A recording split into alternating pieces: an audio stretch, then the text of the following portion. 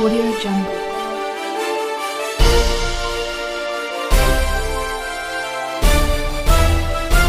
Audio Jungle.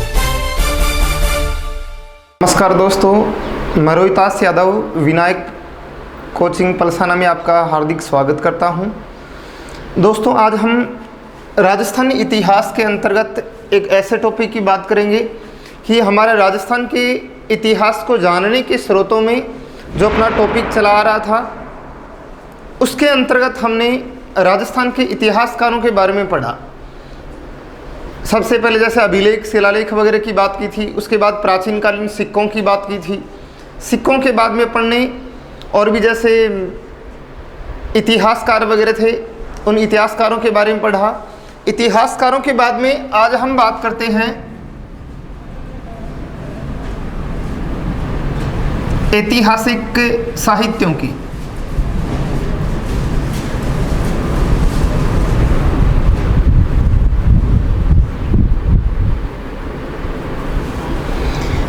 ऐसे साहित्यों की बात करेंगे जिनसे हमें राजस्थान के इतिहास के बारे में जानकारी मिलेगी।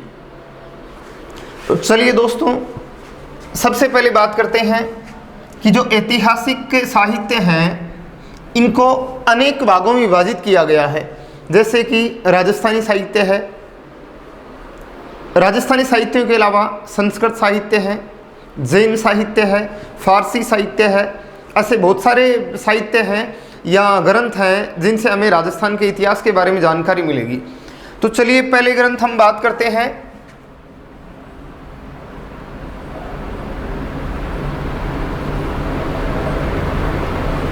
वेली किशन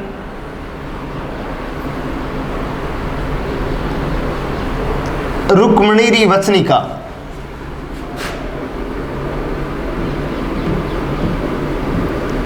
वेली किशन रुक्मिणी वचनिका। दोस्तों, वेली किशन रुक्मिणी वचनिका सबसे प्रमुख वचनिका मानी जाती है और इसके जो लेखक थे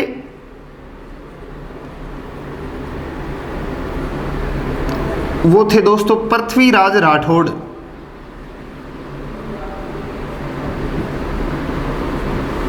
पृथ्वीराज राठौड़ इसके लेखक थे। और ये जो पृथ्वीराज राठौड़ हैं, इनको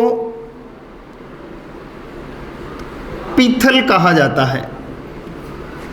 पीथल नाम से जाना जाता है पृथ्वीराज राठौड़ को। अब जो पृथ्वीराज राठौड़ हैं, ये बीकानेर शासक कल्याणमल के पुत्र थे। कल्याणमल के पुत्र। दोस्तों, यहां पर हम बात करेंगे कि ये जो बीकानेर का शासक कल्याणमल था, इस कल्याणमल ने 1570 के नागौर दरबार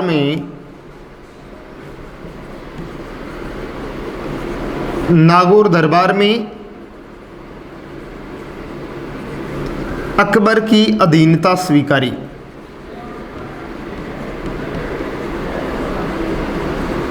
(1570) के नागौर दरबार में अकबर की अधीनता को स्वीकार करता है कल्याणमल। और जब कल्याणमल इस नागौर दरबार में उपस्थित हुआ तो अपने दो पुत्रों को साथ लेकर गया था। एक का नाम था पृथ्वीराज राठौड़ और एक का नाम था महाराजा राय सिंह। महाराजा राय सिंह। राय सिंह को अकबर ने अपने दरबार में नियुक्त कर लिया। और जो पृथ्वीराज राठौड़ थे, पृथ्वीराज राठौड़ को इन्होंने गागरोन की जागीर दे दी। और ये गागरोन जागीर में रहा करते थे पृथ्वीराज राठौड़, गागरोन दुर्ग में। और गागरोन दुर्ग में रहते हुए उन्होंने कौन सा ग्रंथ लिखा? वेली किशन रुक्मिणी वचनिका ग्रंथ लिखा। अब ये जो वेली किशन रुक्मिणी वचनिका ग्रंथ है, इसमें भगवान श्री कृष्ण और रुक्मिणी जी के विवाह की कथा का वर्णन,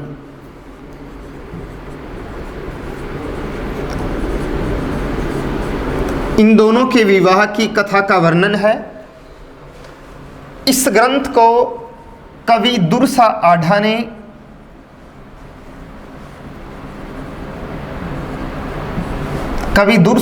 ने पढ़ा और दुर्सा आढ़ा ने इस ग्रंथ को 5वां वेद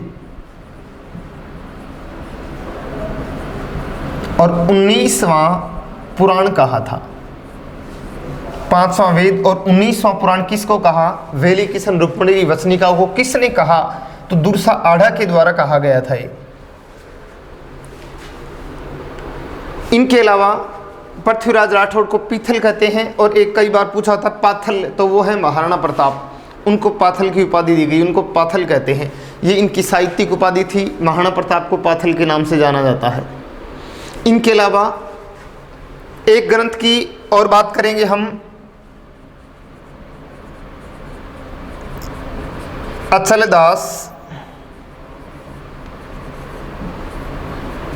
खींचीरी वचनिका। दोस्तों एक बात और ध्यान रखोगे यहाँ पर कि ये जो पृथ्वीराज राठौड़ हैं इनको डिंगल का हेरोन्स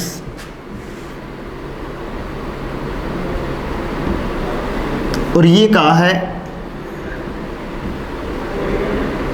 एल्पिटेसी टोरी ने। एल्पिटेसी ने डिंगोल भाषा का हेरोन्स किसे कहा है? पृथ्वीराज राठौड़ को। फिर अगला जो ग्रंथ आता है वो है दोस्तों अचलदास खींचीरी वचनिका, और इसे लिखा शिवदास गार्डन ने। शिवदास गार्डन ने लिखा इसे, और शिवदास गार्डन ने कहाँ पर लिखा इसे? गागरोन दुर्ग में। और ये भी गागरोन दुर्ग में लिखा गया था।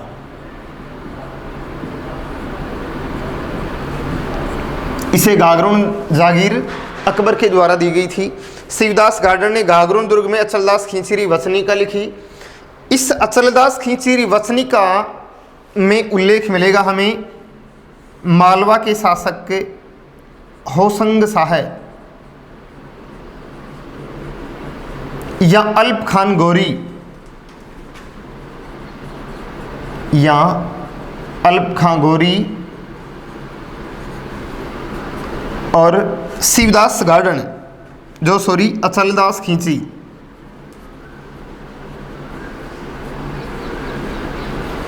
अचलदास खींची के मध्य युद्ध हुआ था, और उस युद्ध का वर्णन मिलेगा। इस दौरान अचलदास खींची मारे गए थे, और यहाँ पर इस गागरोन दुर्ग में साका होता है। गागरोन दुर्ग का प्रथम साका 1423। इसी दौरान जब ये साका होता तो अचलदास खींची ने अपने पुत्र रालपसी को यहाँ से भगा दिया था, और उनके समय फिर 1444 में इस गागरोन दुर्ग का दूसरा साका होता है।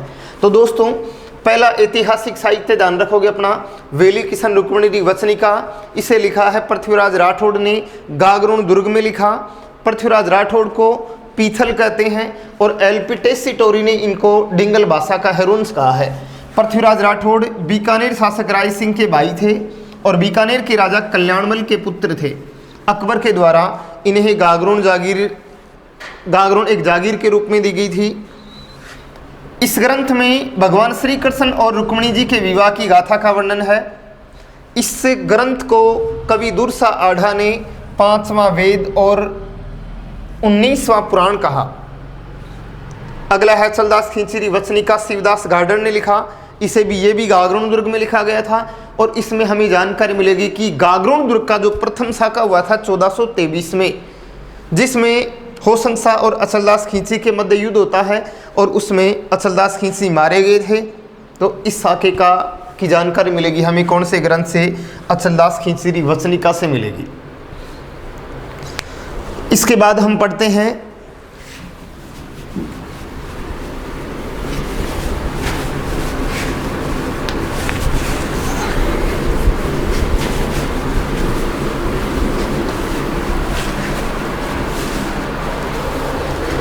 फिर बात करेंगे दोस्तों हम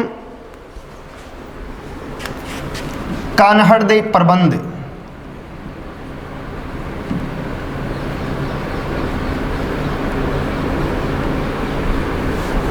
अगला ग्रंथ अपना दोस्तों कान्हड़ दे प्रबंध, और इसके जो लेखक थे पद्मनाभ। कान्हड़ दे प्रबंध लिखा किसने? पद्मनाभ ने। ये जो पद्मनाभ थे ये अखेराज के दरबारी कवि थे।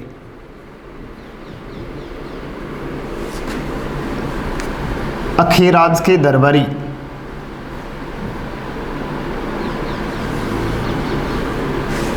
अब इनके बारे में हमें जानकारी मिलेगी कानड़दे प्रबंध के बारे में।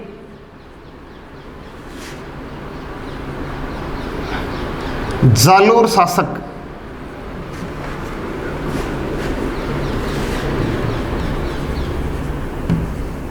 जालोर शासक कान्हड़दे और अलाउद्दीन खिलजी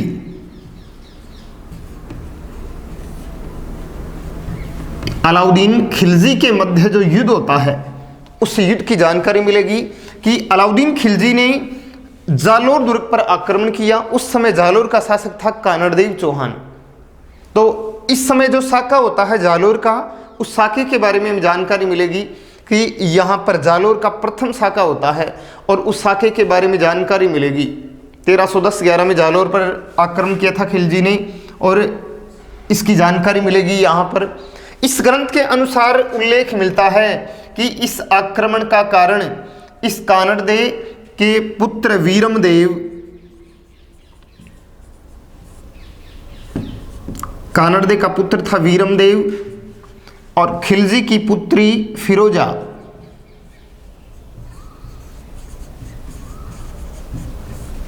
खिलजी की पुत्री थी फिरोजा। इनके प्रेम संबंध को लेकर ये वाद विवाद होता है और इस दौरान यहाँ आक्रमण किया गया था। जालोर दुर्ग पर अलाउद्दीन खिलजी का अधिकार हो गया था और अलाउद्दीन खिलजी ने जालोर का नाम बदलकर जलालाबाद कर दिया था, जलालाबाद रख दिया था। दोस्तों, अलाउद्दीन खिलजी ने चित्तौड़ पर आक्रमण करके अधिकार किया और चित्तौड़ का नाम रखा इन्होंने खिजराबाद, अपने बेटे खिज्र खां के नाम पर खिजराबाद। सीवाना दुर्ग बाड़मेर पर आक्रमण करके सीवाना दुर्ग का नाम रखा खैराबाद और जालोर दुर्ग को जीतकर इसका नाम रखा जलालाबाद। तो कानड़दे प्रबंध ग्रंथ लेखक पद्मनाभ अखेराज के दरबारी कवि थे। इस ग्रंथ में जानकारी मिलेगी जालोर शासक कानड़देव और अलाउद्दीन खिलजी के मध्य हुए युद्ध और इस दौरान जो साका होता है उसकी जानकारी मिलेगी। और इस ग्रंथ में एक रोचक तथ्य जोड़ा गया कि वीरमदेव और फिरोजा, वीरमदेव जो कानड़दे का पुत्र था, फिरोजा खिलजी की पुत्री थी, इन दोनों के की जो प्रेम कथा का वर्णन जोड़ा गया है इसमें, जो कि प्रमाणिक नहीं माना गया है इसके बारे में। और फिर इसी को कारण माना गया है, कारण माना कि इसी कारण खिलजी ने यहाँ आक्रमण वगैरह किया था। इनके बाद दोस्तों हम बात करते हैं अगले ग्रंथ की, पद्मावत। ये दोस्तों जो भी हम ग्रंथों की बात करें ये सारे के सारे राजस्थानी साहित्य हैं और जो भी राजस्थानी साहित्य होंगे अपनी राजस्थानी भाषा में लिखे होंगे, राजस्थानी साहित्य राजस्थानी भाषा में लिखे होंगे। अब बात करते हैं हम पद्मावत ग्रंथ की। पद्मावत ग्रंथ इसे लिखा मलिक मोहम्मद जायसी ने।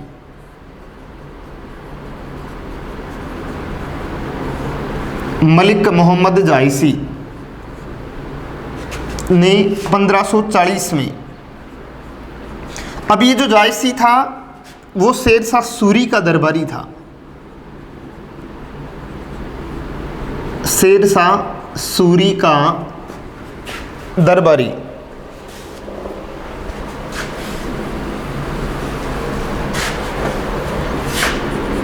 शेरशाह सूरी का दरबारी कवि था और ये जो शेरशाह सूरी है 1540 से 1545 के बीच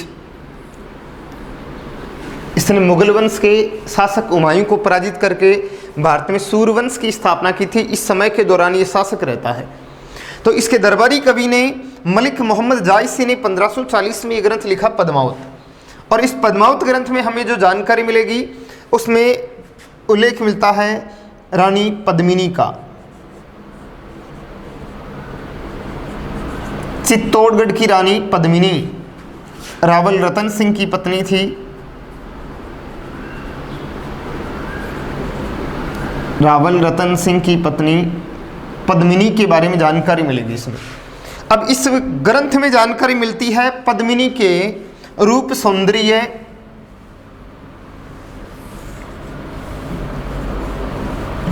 पद्मिनी के रूप सौंदर्य,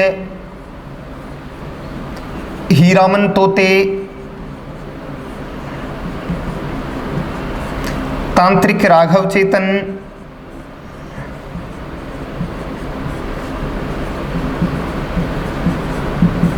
इन सब के बारे में हमें जानकारी मिलेगी कौन से ग्रंथ में? पद्मावत ग्रंथ में। रानी पद्मिनी के रूप सौंदर्य, इसकी सुंदरता की जानकारी मिलेगी। हीरामन तोते का वर्णन मिलेगा, तांत्रिक राघव चेतन, इन सब के बारे में जानकारी मिलेगी हमें कौन से ग्रंथ में? ये पहला ग्रंथ है जो पद्मिनी के रूप सौंदर्य वगैरह, हीरामन तोता, तांत्रिक राघव चेतन वगैरह इन सब के बारे में जानकारी देता है।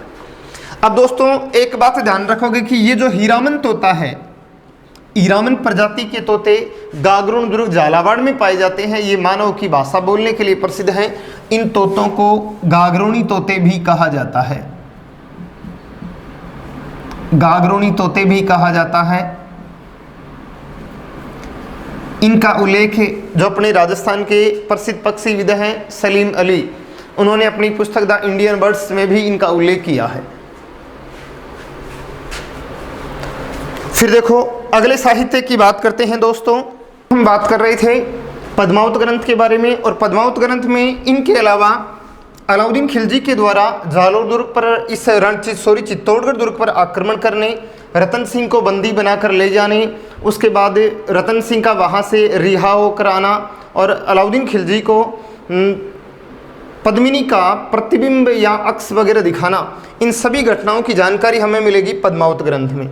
अब दोस्तों एक बात ध्यान रखोगे कि ये जो पद्मावत ग्रंथ है, इस पर अभी हाल ही में पद्मावत फिल्म बनाई गई थी। पद्मावत फिल्म संजय लीला बंसाली जिसके निर्देशक थे, संजय लीला बंसाली, और ये फिल्म काफ़ी विवादित रही थी, काफ़ी विवादों में रही थी, इसलिए इससे ये क्वेश्चन भी पूछा जा सकता है, इसके निर्देशक का के बारे में पूछा जा सकता है। फिर दोस्तों हम अगले ग्रंथ के बारे में बात करते हैं, वंश भास्कर। वंश भास्कर की हम पहले भी चर्चा कर चुके हैं कि जो वंश भास्कर है वो सूर्यमल मिश्रण के द्वारा लिखा गया था।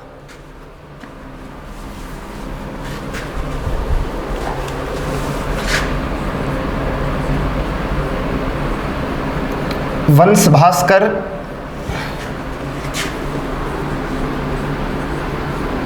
सूर्यमल मिश्रण,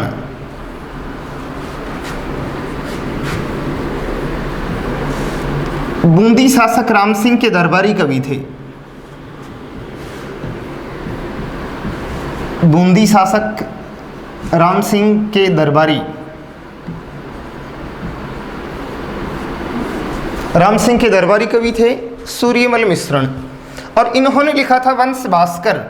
इसमें हमें बूंदी राज्य के इतिहास के बारे में जानकारी मिलेगी। इनके अलावा इस ग्रंथ को पूरा किया था मुरारी दान ने, जो मिश्रण जी का दत्तक पुत्र था। सूर्यमल मिश्रण के दत्तक पुत्र थे मुरारी दान, उनके द्वारा ये ग्रंथ पूरा किया गया था। इस ग्रंथ के अनुसार राजपूतों की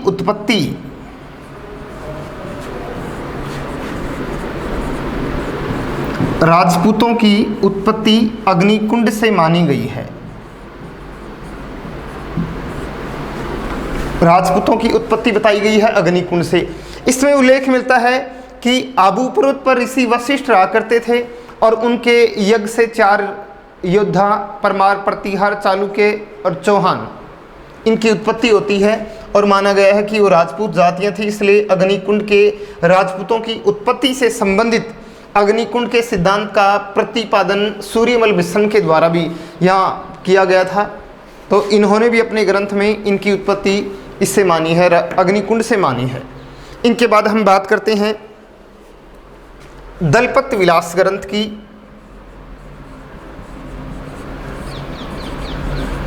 दलपत विलास, दोस्तों ये जो दलपत विलास ग्रंथ था, इस दलपत विलास ग्रंथ में ये लिखा है महाराजा दलपत सिंह ने।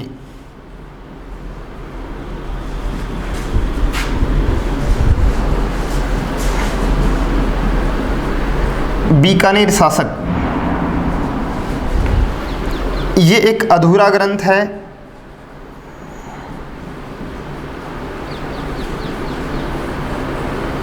ये एक अधूरा ग्रंथ है, दलपत विलास ग्रंथ। और इस ग्रंथ के अनुसार हमें जानकर जो शार्दुल रिसर्च से राजस्थान जो शार्दुल रिसर्च इंस्टीट्यूट है बीकानेर में, उसके द्वारा प्रकाशित किया गया था ये ग्रंथ दलपत विलास ग्रंथ। और इससे हमें जानकारी मिलेगी कि पानीपत का द्वितीय युद्ध 5 नवंबर 1556 को हुआ था अकबर और हेमू के बीच। और इस युद्ध के बाद हेमू की हत्या कर दी जाती है, अकबर की जीत हो गई थी इसमें। तो इस ग्रंथ में उल्लेख मिलता है कि पानीपत के द्वितीय युद्ध में हेमू की पराजय होने के बाद अकबर ने हेमू की हत्या नहीं की थी। अकबर ये हेमू की हत्या करता है, जो अकबर इस बाबर का एक सहयोगी था, या अब्दुल रहीम खान खाना के पिता, उनके द्वारा इनकी हत्या की गई थी। तो अकबर के द्वारा हत्या नहीं किए जाने का प्रमाण ये उल्लेख किया गया है कौन से ग्रंथ में? दलपत विलास ग्रंथ में। दोस्तों, इनके बाद हम बात करते हैं कवि वीरभाण। वो गुण रूपक लिखा था, कवि वीरभाण ने लिखा। और इसमें उल्लेख मिलेगा कि महाराजा अभय सिंह जो जोधपुर के शासक थे, अभय सिंह और सर बुलंद खां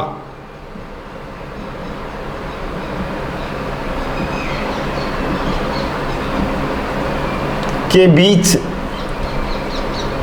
अहमदाबाद युद्ध, जो अहमदाबाद का युद्ध हुआ था, उसका आंखों देखा वर्णन मिलेगा। ये अभय सिंह वही थे जिनके समय जो प्रसिद्ध खेजरली की घटना हुई थी, जो खेजरली का चिपको आंदोलन, या कह सकते हैं कि खेजरली जो अमृता देवी बिश्नोई के द्वारा खेजड़ी वृक्षों को बचाने के लिए अपने 2 पुत्रियों पति रामोजी बिश्नोई और कुल 363 स्त्री पुरुषों के साथ जो बलिदान दिया था, वो इन्हीं के समय की घटना थी। तो राजरूपक में कवि वीरभाण जो रत्नोच्चारण था, इनके द्वारा अहमदाबाद की लड़ाई का आंखों देखा वर्णन वगैरह किया जाता है। इनके अलावा दोस्तों गुण रूपक जो केशवदास के द्वारा लिखी गई थी, गुण रूपक ये केशवदास ने लिखी थी। और इसके बारे में हमें जानकारी मिलेगी कि जोधपुर राज्य में प्रचलित वेशभूषा महाराजा गज सिंह के समय, या उस समय जोधपुर राज्य में जो प्रचलित वेशभूषा थी, उसके बारे में जानकारी मिलेगी।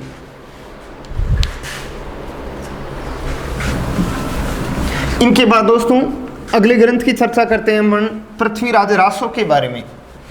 पृथ्वीराज रासो ये लगभग हमने काफ़ी बार सुना है कि जो पृथ्वीराज रासो है वो किसके द्वारा लिखा गया था? चंद्रबरदाई के द्वारा लिखा गया था। तो इसके हैं पृथ्वीराज रासो की।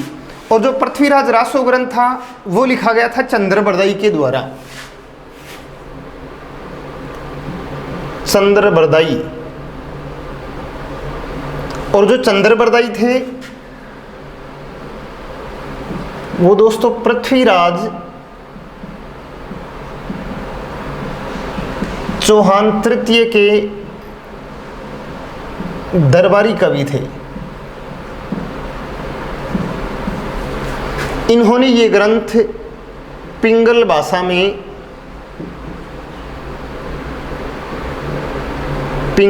में लिखा।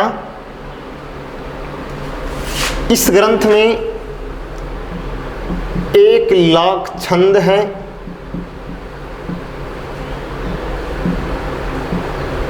और 69 अध्याय हैं इसमें। किस ग्रंथ में? पृथ्वीराज रासो में।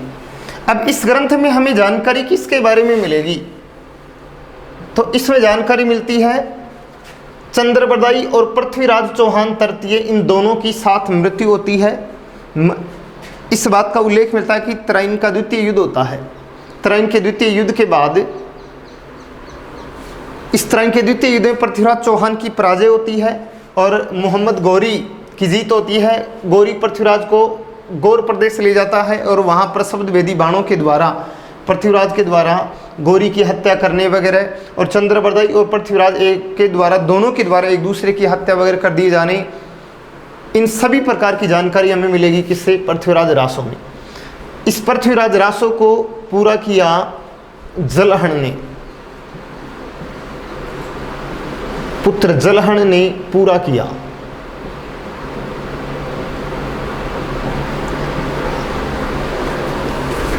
इससे आगे की जानकारी दोस्तों हम अगले वीडियो में बात करते हैं। धन्यवाद।